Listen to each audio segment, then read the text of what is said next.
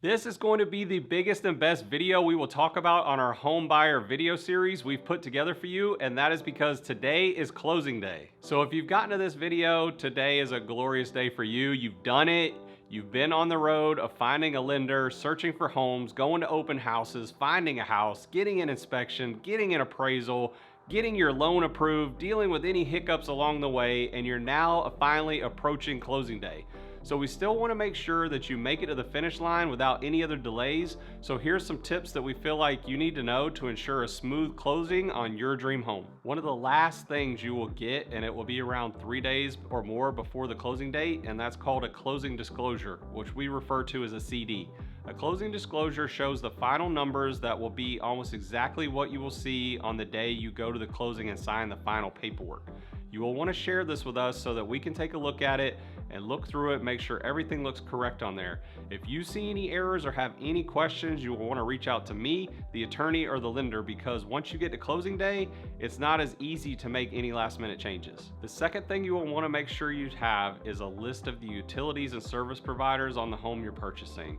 Some of these will let you go ahead and schedule a start date to get set up, and some of these will require you to supply your closing documents in order to prove that you're now the true owner of the home before they will set them up in your name. So we also want to check with the person selling the home to make sure of what date they have planned to have the utilities turned off in their name, and that's hopefully a few days after the closing to allow you a little bit of time to get yours set up. Especially if we're closing on a Friday, because some city and county services are only open Monday to Friday, and if they turn theirs off on a Friday, you may not have services over the weekend while you're trying to move in.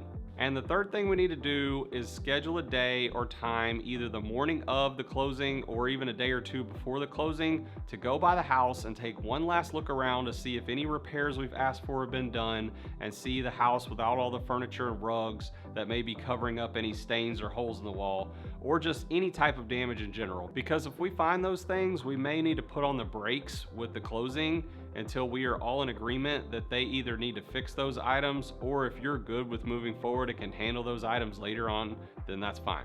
We are also going to be looking at things you don't normally think about that are supposed to be included in the sale, but the seller maybe forgot or maybe didn't forget and has now removed them from the home or left things in the home that you don't want there. Things that come up like this would be things like the refrigerator. Sometimes people think that the refrigerator was staying and the seller thought that it was going, and whatever was in writing and disclosed up front on the agreement paperwork is what we have to go off of.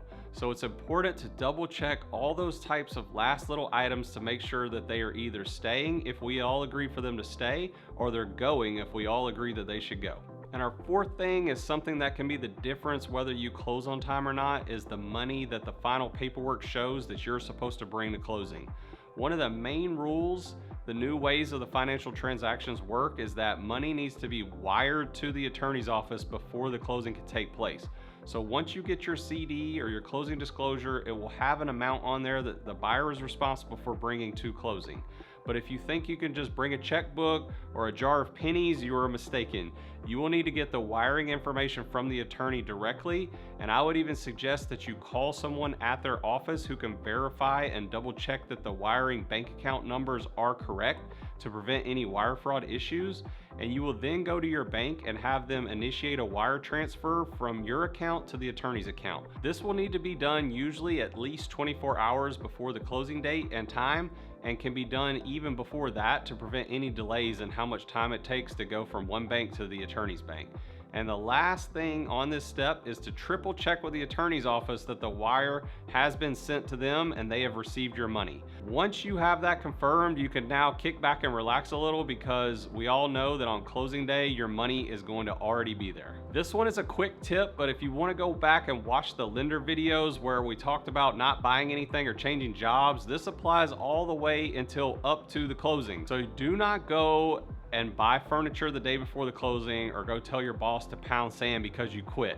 You cannot make any big purchases or major income or job type changes all the way up until the closing day is done and over with. So this is it. This is the moment you've been waiting for. On closing day, you will want to bring your driver's license and any other forms of a second ID you have. Also bring a checkbook just in case there's any little items that need to be handled with the attorney, such as the amount of money you wired turns out to be $5 short It's okay, they can make small adjustments in most cases. It's not the end of the world.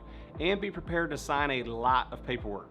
Buyers sign about 5 times more paperwork than sellers do because there's a lot of state disclosure forms about how the foreclosure process is handled if you're not able to make your payments on time and things like that. There's lots of tax forms and just a lot of other forms in general. So be prepared to sit through a lot of signing your name over and over and over.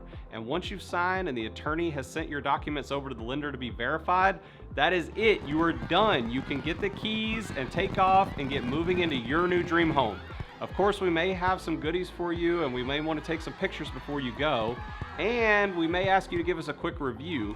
But other than that, you are now a new homeowner. Woohoo! So that's it, guys. That's our last big video we have for you on the home buyer video series. If we have other buyer videos to add, they will probably be a further dive into some step that we needed before this in the process. We hope you've enjoyed this video. Be sure to comment below and tell us what you think, and be sure to like and subscribe to our channel if you want to see more valuable content like this.